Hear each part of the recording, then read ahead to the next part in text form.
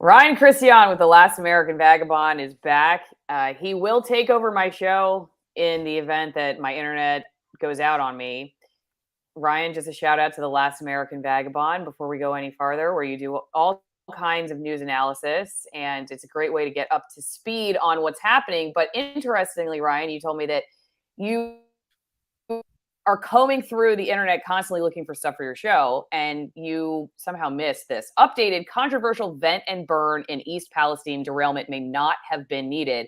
What I got out of this is basically these witnesses are saying the conditions that were originally cited as making the controlled burn a necessity may not really have been there, in which case it made this whole mess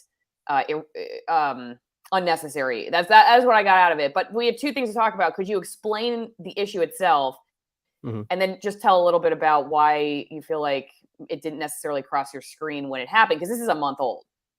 Yeah.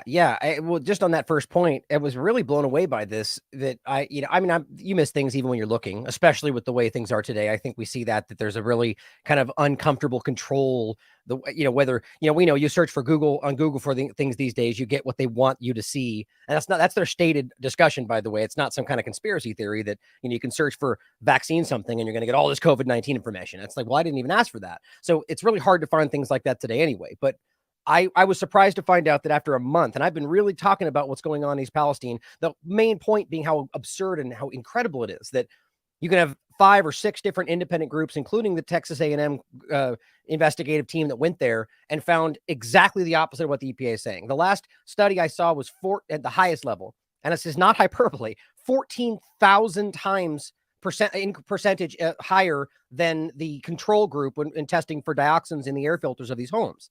That was Scott C. Smith. Nobody cares. The point is the EPA is saying, nope, that's not true. Our tests say you're fine. Everyone's throwing up and getting sick. Not everybody, but a lot of people. Still to this very day.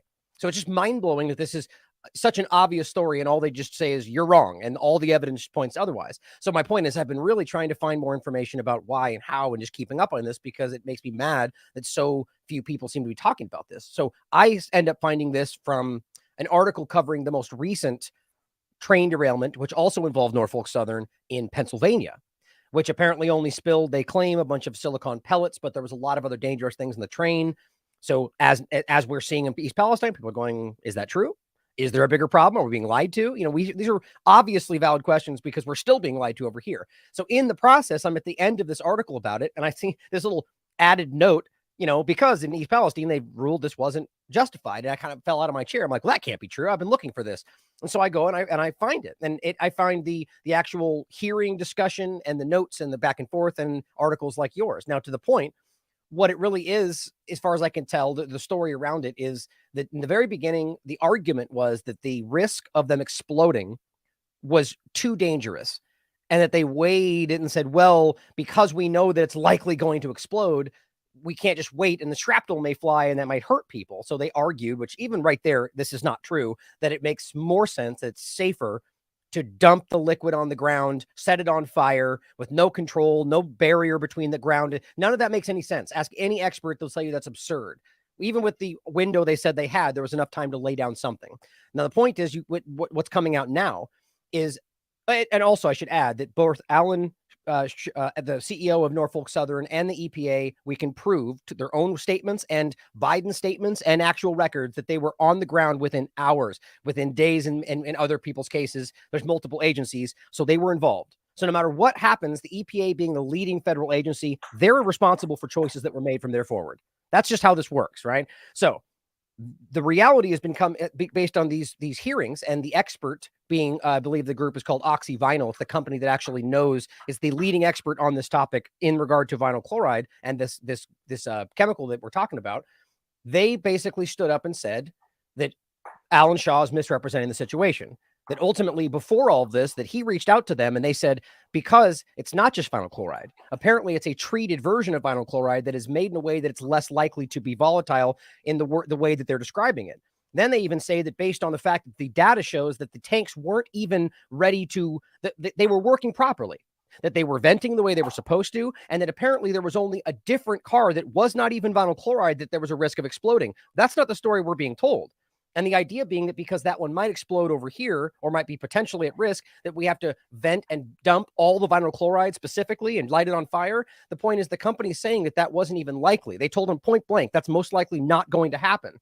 And then, and here's the most important part, Alan Shaw, the CEO of Norfolk Southern, then brings this information, or rather doesn't, to the group. So he fails to tell anybody else that the expert said it's probably not going to happen. So the risk, the hype, everything that they pushed for the reasoning wasn't even true. And then the worst part is that they then, both EPA, Alan Shaw, Norfolk Southern, then basically in this meeting tell that the volunteer fire chief that it was his decision to decide whether they were going to do this, and then pressure him with a 13-minute window, telling him that when the daylight's going to end, we have to do this right now, pressuring him to make this choice. And then he decided to do what they said was most likely, or most the best thing to do. Now we're looking back, and he testified, and he's telling him he was railroaded. On the record, he's saying, I was railroaded. Nobody gave me the information. He didn't tell me the expert said it wasn't going to happen. They pressured me to do this, and now they're blaming him for why it happened. I mean, this is completely dishonest. This is absolutely criminal. And the bottom line is they found that the venting and burning, the way they did it, the uncontrolled burn, was unnecessary. So my question is, was this about something else? Was there something bigger going on that we weren't supposed to see? Or just taking it as the most basic reality? As we've already seen, just like with the recent Pennsylvania one, the point being that they wanted to get the train up and running as soon as possible at every other cost. That's why we know that they actually buried dangerous chemicals, laid track over it, got the train out of the way, only dig it back up and get rid of it. So they did this for their own interests, and that's very clear. But I'm wondering if there's more to the story.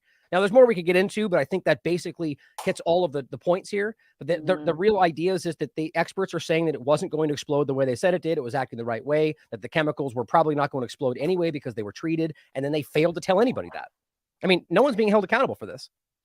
Okay, so 2 quick questions. And Ryan's also on Locals at alismar.locals.com. You can be on my editorial board, $5 a month to put in questions ahead of time for interviews. And Ryan, there were a couple that came on this subject that I want to throw your way. But 2 points of quick clarification. When I read this article, they're saying may not have been needed. And they're quoting people that, it was a quick decision made with the best information they had, and maybe it would have been needed. That it may not have been needed. It's not a definitive. The way you're talking about it sounds like you're either your research or maybe it's your opinion that it wasn't necessary. The direct quotes from the group. Yeah. The point here is that what we're seeing, in my opinion, is the politicized corporate media version. And the reality is, directly from their own statements, are that, and I can read it directly here. First of all, the quote that they said directly from Oxy Vinyls. And of course, the point is they're not sent. They can't predict the future. So they're not going to say this is exactly what they said. We made it clear based on our expertise. And by the way, the point is they actually said in multiple times, they said they repeatedly told Alan Shaw that based on our expertise of the properties and the fact that this was treated and stabilized, it's called VCM, would be unlikely to spontaneously polymerize, which is the thing they're saying, under the conditions described. And they go on to make the point to say none of the cars ruptured or leaked the flammable pressurized gas during the derailment. None of them. It was other things that were leaking. That's not what we're being told. But the cars, it says, but the tank cars were exposed to extreme heat from the ensuing fire and resulted when other cars and their contents burned. So the main point is they're saying, look, everything worked the way it did. The vents were working. So based on the fact that the tank alone was working properly, that in and of itself argues it wouldn't have exploded. Then they're telling us because this was treated, that on top of that, that's even in and of itself less likely to be spontaneously polymerized. And so the point is that is like a study saying, the bottom line is they're not going to come out and say it wouldn't have happened, because you can't say that, right? So the corporate media is representing this as if it's this up in the air concept, and they're taking advantage of that. If you listen to the entire testimony, it's very clear. They told him multiple times that this is not the right choice. This is not what you should be doing, that everything's in the right place. That the vents, that the tankers are not breached. The vents are working. I mean, at the end of the day, the bottom line is that he failed to relay any of that to the team that was making the decision. So, I mean, look, we can debate about whether this was the right choice or not. Why would you not relay the information from the expert that's saying it's most likely not needed to the guy that you pressure with a 13-minute window to make that choice? That's just dishonest, no matter how you spin that. I think that's pretty clear. One thing I learned when I was an environmental reporter in TV news was how closely the railroad companies, the train companies work with the government. It was just an area of industry that I don't think I heard talked about very often in the news. In my old industry, we just didn't cover trains that often. But when I was covering this lawsuit about not fly ash, sorry, I confuse terms. Fly ash is what happens at the coal plant. The ash that flies off, basically the coal that flies off of the trains because they don't have to really secure it. And there was this environmental lawsuit related to coal packed on these trains and not being covered appropriately, getting into the Columbia River, and there being toxins that were getting into the Columbia River because of this. And I just learned through that there was just this very cozy relationship between these companies. Like, you just don't think about it, trains being very powerful companies, but they are, and they work very closely with the government regulators, and there's just a very cozy relationship between those two. And so, like, kind of just to what you were saying, I don't think the media has, I mean, for me, I was just covering that particular lawsuit, and I was an environmental reporter. I did it full time, and I was rarely on that specific vein of the environmental beat.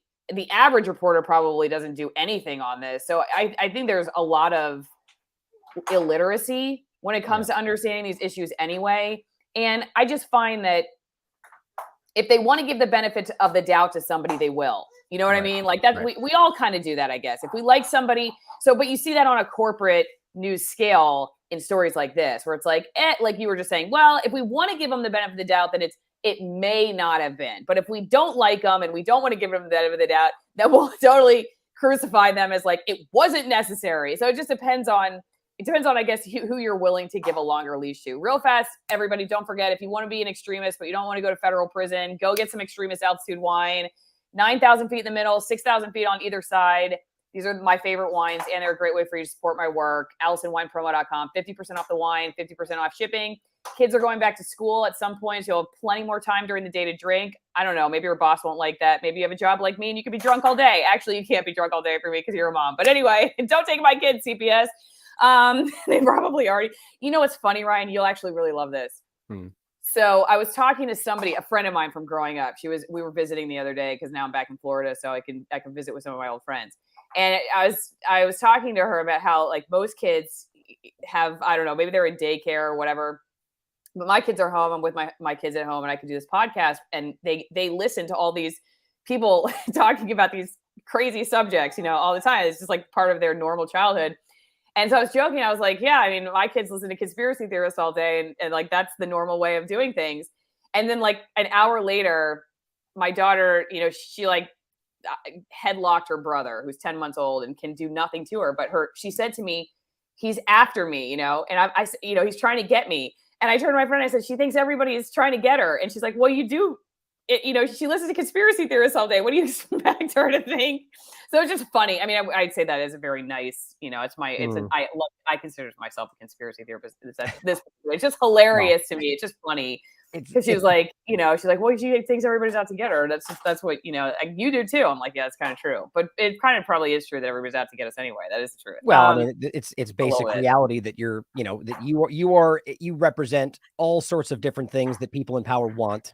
You're what you can produce, what you are. I mean, it's just the basic reality of life. But what's funny is that, I make the same point about the term conspiracy theory. It's, it is a, derogatory term, right? At the end of the day, though, but we take it as a badge of honor because the truth of it, and it's the way it's used, I should say. All you're really saying is that we are discussing, we are theorizing, we're talking about people that would come together and discuss how they could better their lives at the expense of yours. Like, it's amazing that that's something that we laugh about. Like, that's crazy.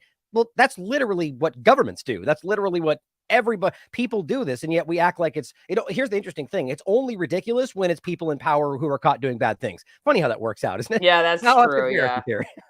Yeah. Oh yeah. Like, I remember when, was it DeMar Hamlin? Is that his name? The football player that collapsed. And, there was this article, I think it was NPR. I showed people how they were speculating about what happened to him. And they came up with this heart condition I'd never heard of before. And they did this whole article without knowing any real facts about his case, and just like made up stuff about what could have caused his heart attack, Right. Or him to collapse on the field, I guess. I don't know if we know it was a heart attack, but anyway.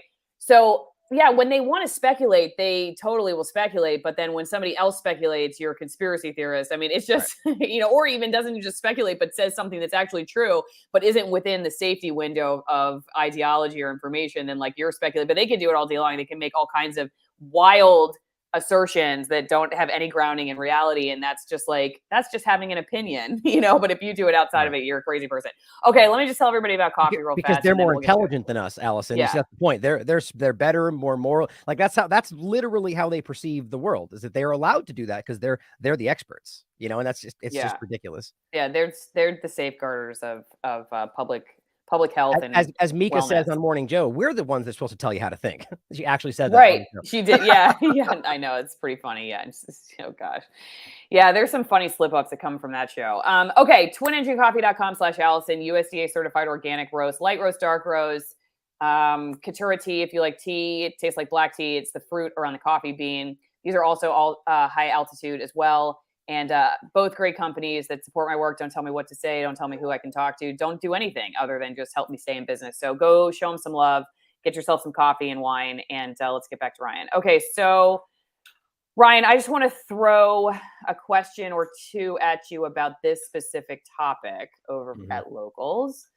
Can I say one more thing before we move past the story? I mean, I really recommend that people go watch my show I did yesterday about this, so it's not just me trying to kind of get. That's how I saw it. Well, because it's important, because it's very clear. It's important to be skeptical, but if you just look at what happened between the dynamic and you look at what the fire chief is literally saying on the record, he feels he was railroaded, right? So what happened here was dishonest, and it's very clear that something was being pressured, and whether that's just profit or something larger, I don't think it's even up for debate, and of course the media comes in and basically just tries to make it, it's just, we don't know.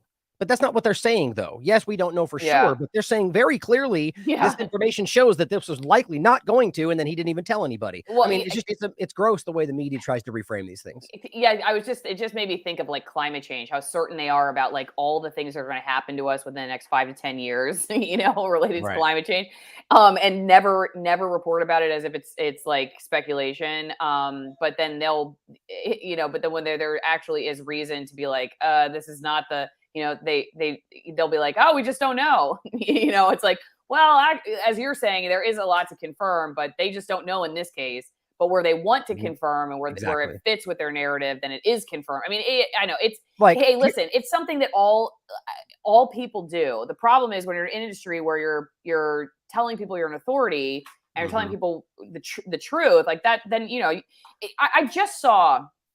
I just saw my old company, one of my old managers, actually, she posted it on Facebook about having this storytelling training session at their newsroom.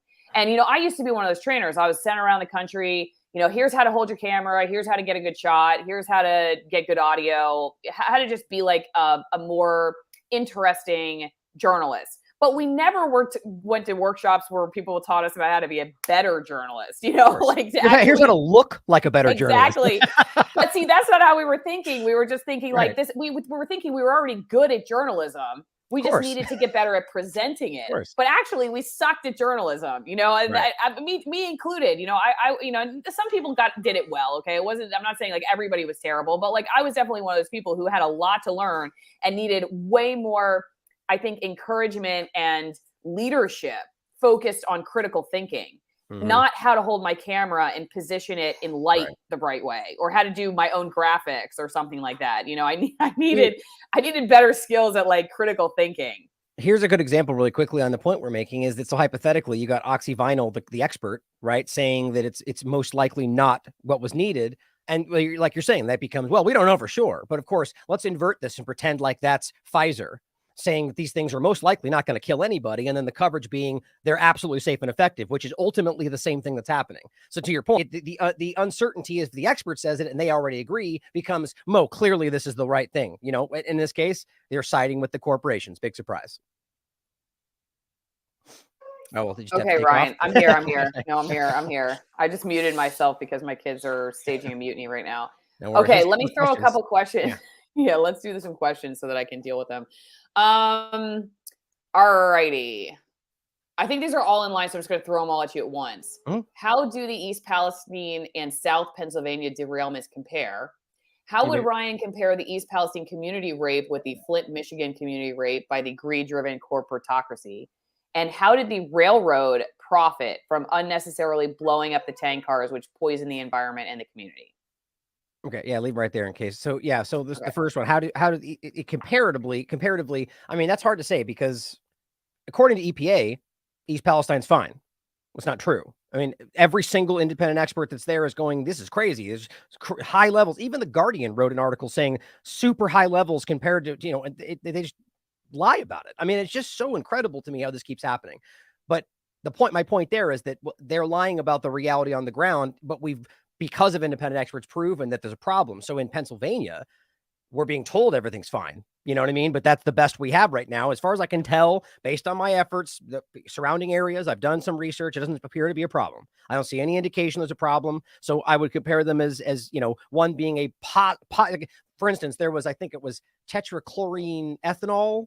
I might be mispronouncing that. I think something used for dry cleaning that was on this Pennsylvania train, as well as some other things that could have been very bad if they got out, but they claim they weren't. And again, I don't see anything around there. So I would say that there was potentially as dangerous, but didn't end up being, kind of thing. Well, of course, then assuming that somebody would have been ridiculous enough to dump all the chemicals on the grass and light them on fire, then it probably would have been as bad as East Palestine, because that's what made that as bad as it is. The other one, how would Ryan compare East Palestine community rape with the Flint, Michigan community rape by the greed-driven corporatocracy? Well, it's interesting. I actually thought about this with Flint, Michigan at the moment that happened. Derek wrote about this. A lot of people have been covering this for a long time now, that the water in this country was equally bad in a lot of other places. There's been reports that have come out again, actually, in the last so many years, but came out right around that time. More than 50% of this country deals with high levels of lead in their water. And we don't even get into things that I argue are actually probably more dangerous, high levels of dioxins, and then maybe not as that dangerous, but PFAS and all these different things we know are literally just or glyphosate. I mean, all these are EDCs, endocrine disrupting chemicals, and these are dangerous. But so my point would be, I wonder if Flint was something to sort of focal point, like to make us think, well, Flint's the only place and now it's out of the story, so everything's back to normal. Like, that's kind of how people, even though Flint never even got helped, like they just left the story, right? So comparing the two, I would say Flint was, what we could prove was a clear act of profiteering by the government to move to the other body of water, which caused the problem for their benefit. So that's obvious. And then maybe there's more we don't see. In East Palestine, again, unless there's something else, which I really think there might be, that was going on there. The reason nobody talked about this for 10 days and how that's even possible, and the fact that there is, obviously some weird kind of cover, the way that the media acted, it feels like there might be a national security overlap to this. That was just my thought. I have nothing to back that up. But that being said, based on the way it looks like an accident, which then they took action to reduce their liability and try to keep the railroad going. So I feel like they're slightly different, but either way, it comes down to government and corporations doing what they want at your expense. And I think that's very clear everywhere we look, right? But yeah, there's a lot to get into to overlap. But then the last one, how did the railroad profit from unnecessarily blowing up the tanks? Well, that's a really hard question to answer, because I don't know how they think. I'm not as stupid as the mainstream media to pretend that I know what Putin wants to do tomorrow and what he's going to say and what he wants to do. He wants to overtake this and that. It's just kind of stupid the way they do that. We can say we think this is how he thinks, but can you go back real quick just so I can see the question?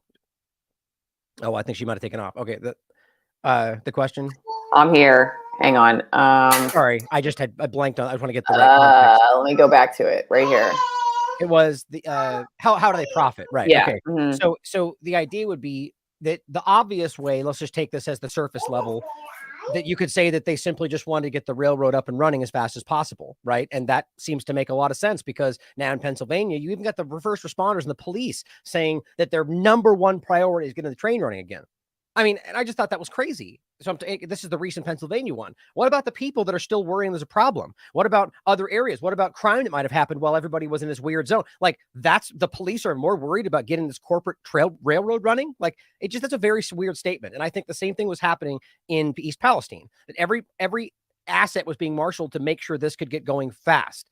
And again, that's why they literally bury dangerous things that only had to be dug back up because they were dangerous. You don't do that unless the point was, just to get the car out of there. And again, maybe there was something else on there they didn't want us to see. But in regard to the profit, it could have been again, the point in even answering it like this is to get into theories, which some people will call conspiracy theories, right? The idea of whether there was some design on the land in the area, and now they're talking about buying up the area. I mean, that's a fair question to ask, but I really do think this seems more like a just good old fashioned corporate cover up than anything else. That this was really just about them trying to hide what happened. And one thing that I think it was the Dark Horse podcast made a good point about this, that throughout history, any of these major disasters, we've seen them start to learn from how to do this. There's many ways it could be done, but two primary ways. They can either own up to it early and say, we did this, we'll do whatever we can to fix it. And really, in that case, maximize their liability. Have to spend as much as possible because they're on the fault for everything. And it's acutely aware that this is the small area that it's happening in, and we all know. Or they could do everything possible to spread the problem, which clearly maximizes your risk and the extent of the harm for the people, but minimizes their liability if you can do two things: spread it out and then stretch out the actions. So it takes 6 months to kind of figure out what's going on. And then by the time it all drifts away, the point is, well, how do we know that over there 60 miles away is because of me? How do we know if it's the same as it is over there? How do you know this close to the train wreck is because of us? And that's really kind of what's happening now. They're going, there's no problem. And then one of the main things we heard them say, they go, well, dioxins, first of all, what is that? Even though we know they know what's going on with that, we can show their own research, but then going, oh, well, we're not going to because the background level is about the same. Well, does that mean safe? It doesn't. And one of the main points you found out is they were basically worried to show, if testing, that look, there's a high level of dioxins in your environment right now. And that's pretty dangerous because they've known about this for a really long time. So that's from the EPA's perspective. But either way, the point is that you could argue that this was really about hiding something. And I do think there's an overlap with the government and the corporation specifically. But just getting the train running is enough for these people. Billions of dollars on the line with any number of things. And I'm not talking about just the one train. I'm talking about maintaining the infrastructure, the trust from people that want to hire them to maintain this. So everything was on the line here. And I think that kind of answers it the most, I think. Okay, I have a couple other questions for you. When I talk about them off of YouTube. So if you're watching this on YouTube, we'll be over on Rumble, ROKFIN, and Locals. Remember, go to the LastAmericanVagabond.com, or Ryan's on Rumble and Locals as well, and go watch his whole report on the train derailment and everything we've talked about today. Go support him. We will see you on the other platforms.